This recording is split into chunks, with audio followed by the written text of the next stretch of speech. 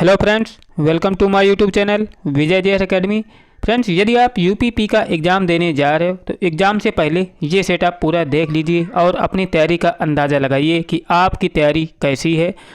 आप लोग 40 क्वेश्चंस में से अगर 30 क्वेश्चन तक पहुंच जाते हो तो आपकी बहुत अच्छी तैयारी मानी जाएगी, क्योंकि इस सेट में 40 क्वेश्चंस हैं और सभी टॉपिक के क्वेश्चंस लिए गए हैं। आप लोग लास्ट तक देखिएगा और लास्ट में कमेंट ज़रूर करिएगा कि आपके 40 में से 30 क्वेश्चन सही हुए कि नहीं हुए। अगर 30 होते हैं तो ज़रूर करिएगा, अगर नहीं होते हैं तो ना करिएगा। तो पहला क्वेश्चन दिया है कि हड़प्पा सभ्यता किस युग की थी। तो हड़प्पा सभ्यता याद रखिएगा किस युग की थी, तो ऑप्शन नंबर ए राइट हो जाएगा, कांस्य युग की थी। इसके बाद अगला क्वेश्चन है कि इंटीग्रल कोच फैक्ट्री कहाँ स्थित है। इंटीग्रल कोच फैक्ट्री कहाँ पर स्थित है, तो याद रखिएगा ये है पेरम्बूर में, ऑप्शन नंबर ए इसका भी राइट हो जाएगा। अब इसके बाद में अगला क्वेश्चन दिया हुआ है कि लियोनार्दो दा विंची किस युग का प्रतिनिधित्व करता है। तो लियोनार्दो दा विंची किस युग का प्रतिनिधित्व करता है, तो याद रखिएगा ऑप्शन नंबर बी राइट है, ये पुनर्जागरण काल का प्रतिनिधित्व करता है लियोनार्दो दा विंची। इसके बाद अगला क्वेश्चन है कि निम्नलिखित में से कौन सा शहर में सार्वजनिक बसों और मेट्रो पर सवारी हेतु एक सामान्य कार्ड लॉन्च करने वाला पहला शहर बन गया है। तो ये दोस्तों कौन सा शहर बन गया है पहला, तो बन गया है दिल्ली, जो सार्वजनिक बसों और मेट्रो पर सवारी हेतु एक सामान्य कार्ड लॉन्च करने वाला शहर बना है। इसके बाद अगला क्वेश्चन है कि राज्यपाल को पद की शपथ किसके द्वारा दिलाई जाती है। तो राज्यपाल को पद की शपथ किसके द्वारा दिलाई जाती है, तो ये तो सबको पता होगा, ऑप्शन नंबर डी राइट है, उच्च न्यायालय के मुख्य न्यायाधीश के द्वारा राज्यपाल को पद की शपथ दिलाई जाती है। अगला है कि BTHU किसका मात्रक है। BTHU किसका मात्रक है, तो याद रखिएगा ये होता है ऊर्जा का, ऑप्शन नंबर बी राइट हो जाएगा। इसके बाद में अगला क्वेश्चन है कि अलकनंदा और भागीरथी नदियों का संगम स्थल है। अलकनंदा और भागीरथी नदियों का संगम स्थल कहाँ पर है, तो याद रखिएगा ये देवप्रयाग में है, ऑप्शन नंबर बी राइट हो जाएगा। अगला क्वेश्चन है कि ट्रांसफार्मर क्या है। ट्रांसफार्मर क्या है, तो याद रखिएगा ट्रांसफार्मर क्या काम होता है कि AC वोल्टता को घटाने और बढ़ाने में प्रयोग किया जाता है transformer, option number B right हो जाएगा। अब देखते हैं अगला क्वेश्चन क्या दिया हुआ है। अगला आप लोग ज़रूर देखिएगा पूरा, अगर पूरा नहीं देखते हो तो आपकी तैयारी कैसे पता चलेगी कि तैयारी कैसी है। अगला है कि उत्पादन फलक किसके बीच संबंधित है। उत्पादन फलक किसके बीच संबंधित है, तो कौन सा ऑप्शन सही है, तो ऑप्शन नंबर सी राइट है।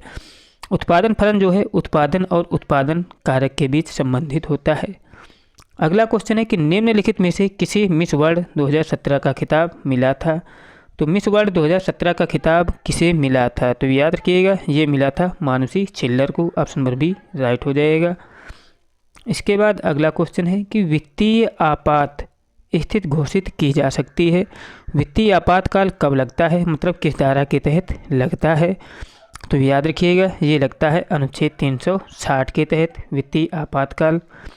इसके बाद अगला क्वेश्चन दिया हुआ है कि भारतीय संविधान के किस संशोधन द्वारा प्रस्तावना में दो शब्द समाजवादी और पंथनिरपेक्ष जोड़े गए थे। भारतीय संविधान के किस संशोधन द्वारा प्रस्तावना में दो शब्द समाजवादी और पंथनिरपेक्ष जोड़े गए थे, तो वो था दोस्तों 42वां संविधान संशोधन, ऑप्शन नंबर बी राइट हो जाएगा। इसके बाद में अगला क्वेश्चन दिया हुआ है कि निम्नलिखित में से कौन सा युग्म सही सुमेलित नहीं है। तो 4 विकल्प दिए हैं, इनमें से कौन सा युग्म जो है सही सुमेलित नहीं है। पहले क्या दिया है, पूर्व नाम को वर्तमान नाम और पूर्व नाम दिया है। कंबोडिया को पहले कंपूचिया कहते थे और ताइवान को पहले क्या कहते थे, फार्मोसा कहते थे। और जो इराक है दोस्तों, इराक को क्या कहते थे, इराक को मेसोपोटामिया कहते थे। तो इनमें से कौन सा विकल्प है जो सही नहीं है, तो याद रखिएगा जो इराक है दोस्तों ये मेसोपोटामिया नहीं कहलाता था, तो मेसोपोटामिया इसकी एक सभ्यता थी। अगला है कि निम्न में से कौन सा युग्म सही सुमेलित नहीं है। 4 विकल्प इसमें भी दिए हैं, कौन सा युग्म सही सुमेलित नहीं है, तो याद रखिएगा विजयवाड़ा जो है कृष्णा पर है, अजमेर लूनी नदी के किनारे पर है, और क्या है जो श्रीनगर है चेनाब नदी के किनारे स्थित नहीं, बाद में नासिक गोदावरी नदी के किनारे स्थित है, इसलिए ऑप्शन नंबर सी राइट हो जाए, क्योंकि इसका मिलान सही नहीं दिया है। इसके बाद अगला क्वेश्चन दिया हुआ है कि निम्न में से कौन सा युग्म सही सुमेलित नहीं है। तो दिए गए विकल्पों में कौन सा सही सुमेलित नहीं, इधर दी है नदियाँ, इधर दिया है संगम स्थल। तो देख सकते हो कौन सा युग्म सही सुमेलित नहीं है। तो अलकनंदा भागीरथी कहाँ से निकलती हैं, मिलती हैं मतलब देवप्रयाग में मिलती हैं, और इसके बाद में अलकनंदा और पिंडार रुद्रप्रयाग में मिलती हैं, ये सही नहीं है। बाद बाकी अलकनंदा और मंदाकिनी नंदप्रयाग में मिलती हैं, अलकनंदा और धौलीगंगा विष्णु प्रयाग में मिलती हैं। इसलिए ऑप्शन नंबर क्या था यहाँ पे 15 का बी वाला राइट हो जाएगा। इसके बाद अगला क्वेश्चन दिया हुआ है कि प्रत्यावर्ती धारा एसी को दिष्ट धारा डीसी में परिवर्तित करने वाली युक्ति को क्या कहते हैं। एसी को डीसी में परिवर्तित करने की युक्ति को बोलते हैं rectifier. Option number C right हो जाएगा। इसके बाद अगला क्वेश्चन है कि निम्नलिखित में से कौन सा अम्ल वर्षा का वृहद प्रदूषण है। तो दिए गए विकल्पों में से कौन सा जो है अम्ल वर्षा का कारण है, तो वो होता है दोस्तों सल्फर डाइऑक्साइड, ये अम्ल वर्षा का वृहद कारण होता है। इसके बाद में अगला क्वेश्चन है कि निम्नलिखित विटामिन में से कौन सा एक रक्त के स्कंदन में कार्य करता है। तो कौन सा जो है एक रक्त के स्कंदन में कार्य करता है, तो वो होता है विटामिन के, ये जो होता है रक्त के स्कंदन में कार्य करता है। अगला है कि निम्नलिखित में से किस नदी को तेल नदी के नाम से जाना जाता है। तो कौन सी नदी है जिसे तेल नदी के नाम से जाना जाता है, तो वो है दोस्तों नाइजर नदी, इसे तेल नदी के नाम से भी जानते हैं। इसके बाद अगला क्वेश्चन है कि निम्नलिखित में से किस नगर की जलवायु टैगा प्रकार की है। तो किस नगर की जलवायु जो है टैगा प्रकार की है, तो याद रखिएगा जो दिया है लेनिनग्राद, इसकी जलवायु जो है टैगा प्रकार की है। ऑप्शन नंबर सी राइट हो जाएगा। अगला है कि भारत में डाक व्यवस्था शुरू करने वाला ब्रिटिश गवर्नर जनरल कौन था। तो भारत में डाक व्यवस्था शुरू करने वाला ब्रिटिश गवर्नर जनरल कौन था, तो वो था दोस्तों लॉर्ड कौन था, डलहौजी। याद रखिएगा लॉर्ड डलहौजी था, इसी द्वारा डाक व्यवस्था शुरू की गई थी।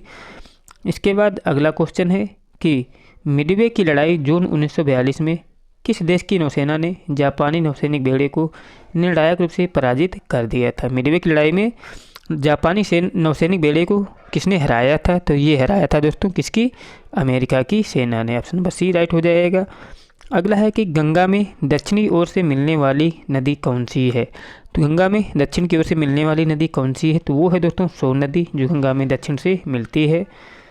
इसके बाद में अगला क्वेश्चन दिया हुआ है कि निम्नलिखित में से संविधान का वह अनुच्छेद कौन सा है जो जम्मू और कश्मीर को विशेष दर्जा प्रदान करता है। तो ये प्रदान करता था अनुच्छेद 370। ऑप्शन नंबर सी राइट हो जाएगा। अब इसके बाद अगला क्वेश्चन दिया है कि निम्नलिखित में से कौन सा युग्म सही सुमेलित नहीं है। एक तरफ दिया है कि जल विद्युत परियोजना और एक तरफ क्या दिया है, राज्य दिया है। तो कौन सा जो है सही सुमेलित नहीं है, तो बाद बाकी अंकलेश्वर कहाँ पर दोस्तों, मध्य प्रदेश में है, और चुटक झारखंड है। चुटक जो है झारखंड में नहीं है, और बाद बाकी दिबांग जो है अरुणाचल प्रदेश में है, और तिपाईमुख कहाँ पर है, मणिपुर में है। ऑप्शन नंबर सी मतलब 20 का राइट हो जाएगा। चुटक उत्तराखंड में नहीं है। अगला है कि सर्वाधिक विद्युत चालकता वाला तत्व क्या है। तो सर्वाधिक विद्युत चालकता वाला तत्व क्या होता है, ये होता है चांदी, सर्वाधिक विद्युत चालकता वाला तत्व।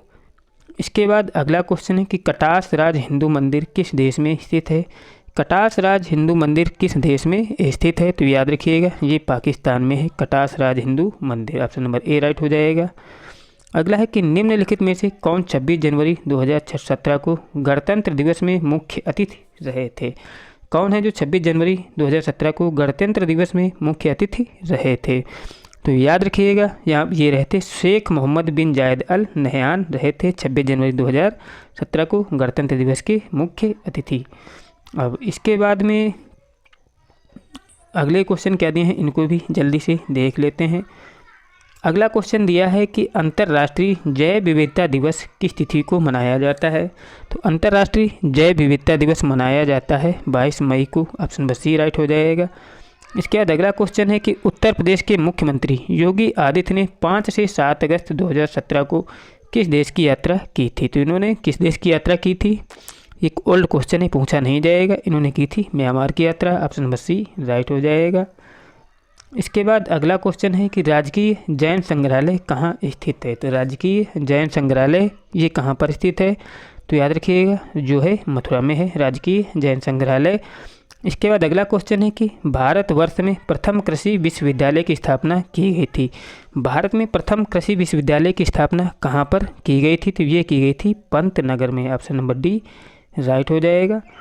इसके बाद में अगला क्वेश्चन दिया हुआ है कि किस यूरोपीय देश ने यूरोपीय संघ से अलग होने का निर्णय लिया है? तो किस देश ने यूरोपीय संघ से अलग होने का निर्णय लिया था? वो था ब्रिटेन। ये पुनः भी शामिल हो गया है, याद रखिएगा। अगला क्वेश्चन है कि संयुक्त राष्ट्र संघ का नया महासचिव किस देश के व्यक्ति को बनाया गया था? तो ये किस देश के व्यक्ति को बनाया गया था? ये पुर्तगाल देश के जो व्यक्ति हैं उनको बनाया गया है संयुक्त राष्ट्र का महासचिव। अगला है कि चीन में बने विश्व के सबसे ऊंचे पुल का नाम क्या है? चीन में बने सबसे ऊंचे पुल का नाम क्या है? इसका नाम है बेइपनजियांग पुल। यह है चीन का सबसे ऊंचा पुल, जो विश्व का भी है सबसे ऊंचा। अगला है कि मैक्स प्लांक इंस्टीट्यूट के वैज्ञानिकों ने किस खाड़ी में विशाल डेड जोन की खोज की है? किस डेड जोन में खोज की है दोस्तों? ये खोज की है बंगाल की खाड़ी में। वैज्ञानिकों ने डेड जोन की खोज किसके सिद्धांत पर? मैक्स प्लांक इंस्टीट्यूट के वैज्ञानिकों ने। अगला है कि बुद्ध धर्म और संघ मिलकर कहलाते हैं। तो बुद्ध धर्म और संघ मिलकर क्या कहलाते हैं? तो ये कहलाते हैं त्रिरत्न। ऑप्शन नंबर ए राइट हो जाएगा। इसके बाद अगला क्वेश्चन है कि पृथ्वी का पूरा चक्कर लगाने वाले पहले अमेरिकी अंतरिक्ष यात्री का नाम क्या है, जिसका 8 दिसंबर 2016 को निधन हो गया था? तो पहले अंतरिक्ष यात्री कौन थे जिनका 8 दिसंबर 2016 को निधन हो गया था? वे तो दोस्तों जॉन ग्लेन। इन्होंने पृथ्वी का पूरा एक चक्कर भी लगाया था। और अगला क्वेश्चन है कि कालपी नगर किस नदी के तट पर स्थित है? तो कालपी नगर स्थित है, याद रखिएगा, यमुना नदी के तट पर। ऑप्शन नंबर बी राइट हो जाएगा। इसके बाद अगला क्वेश्चन है कि इंस्टाग्राम क्या है? तो इंस्टाग्राम क्या होता है? तो याद रखिएगा, ये एक फ़ोटो शेयरिंग ऐप होता है। अगर आपने वीडियो लास्ट तक देखा है तो आपको अंदाज़ा लग गया होगा कि यूपीपी का जो पेपर है कैसा आएगा। दोस्तों चिंता मत करिएगा, क्वेश्चन इसी टाइप के पूछे जाएंगे, ज़्यादा टफ लेवल के क्वेश्चन नहीं पूछे जाते हैं। अगर आपके 30 क्वेश्चन सही हुए तो आप लोग ज़रूर कमेंट करिएगा। वीडियो अच्छा लगा तो लाइक भी करिए और अपने दोस्तों के पास शेयर भी करिए। मिलते हैं नेक्स्ट वीडियो के साथ, तब तक के लिए जय हिंद, जय भारत।